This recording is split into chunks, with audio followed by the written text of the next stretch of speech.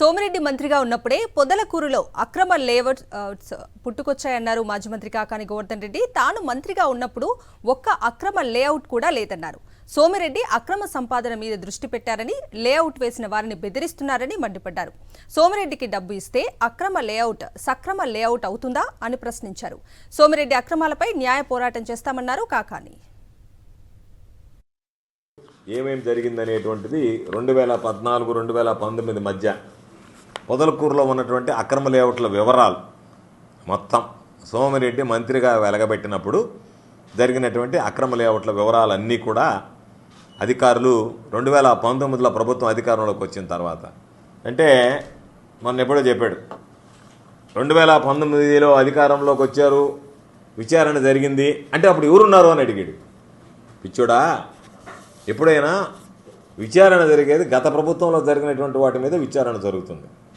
కాబట్టి 2019లో మా ప్రభుత్వం వచ్చిన తర్వాత గతంలో జరిగినటువంటి అక్రమాల మీద విచారణ జరిపి అధికారులు నివేదిక ఇస్తే దానికి సంబంధించి స్పష్టమైనటువంటి ఆధారాలతో మీడియాకి చెప్పాం. మరొకసారి కూడా చెప్పేది, ఆ రోజు దానికి సంబంధించి మొత్తం 40 లేఅవుట్లు ఏదైతే ఉన్నాయో 40 లేఅవుట్లు కూడా అక్రమ లేఅవుట్ల కింద ఆ రోజు అధికారులు ధృవీకరించి వాటికి సంబంధించి 6,52,36,405 రూపాయలు పెనాల్టీ కూడా వేయడం జరిగింది. ఏ రోజు వేశారు పెనాల్టీ?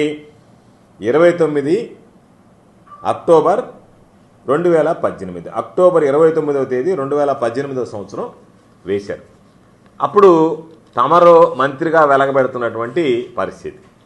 వాటికి సంబంధించినటువంటి వివరాలన్నీ ఎవడెవడు ఏ రోజు ఇచ్చాడు అని చెప్పని మొత్తం ఇచ్చాడు. తమర హయాంలో జరిగినటువంటి ఇవన్నీ.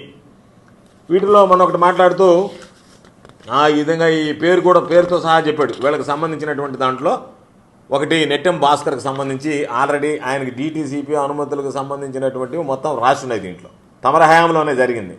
అదేదో ఇప్పుడు జరిగినట్టుగా ఈ పేరుతో సహా ఉటంకించి దానికి సంబంధించి పంచాయతీ స్థలం ఇచ్చారు, పంచాయతీ స్థలం మొత్తం కూడా మళ్ళీ ప్లాట్లు వేసి అమ్మినారు అని చెప్పి ఇచ్చినాడు. నేను ఎంక్వైరీ చేశారు. ఆ పంచాయతీ స్థలం 10% వదిలిపెట్టారనేటువంటిది అధికారులు కూడా నిర్ధారించుకోవడం జరిగింది.